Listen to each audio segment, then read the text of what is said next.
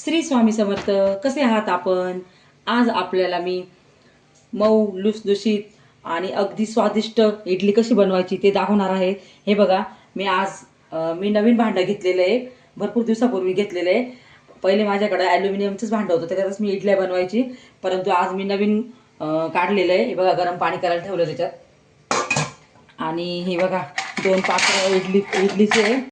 रात्री मी डाळ आणि तांदूळ भिजत टाकलेले ते 2 वाटी तांदूळ घेतले ते 1 वाटी डाळ घेतली होती.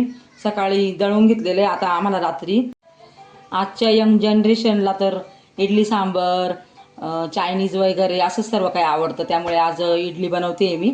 तर आता बघा, आपण त्याच्यावर टाकूया. तेल लावून घेतलेलं आहे पहिले भांड्याला.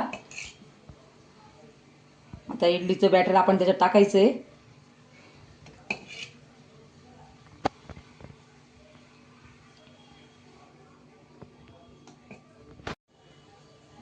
दोघं पात्रांमध्ये इडलीचं बॅटर टाकून घ्यायचे.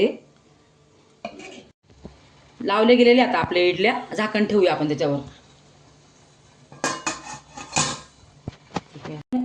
फुलल्या बघा इडल्या पूर्ण.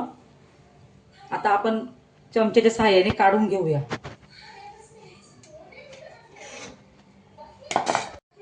एक 2 मिनिटं थोडं गार होऊ द्यायचे, मग आपण काढूया इडली.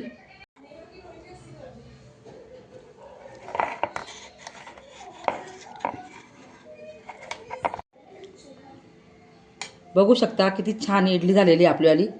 हे बघा, काय जाळीदार आणि किती खुसखुशीत मऊ इडली झालेली आहे.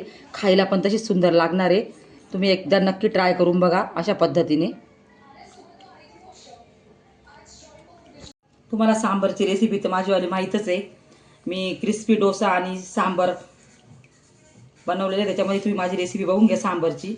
आता आपण या मऊ लुसलुशीत इडल्या आणि सांबर खायला घेऊया.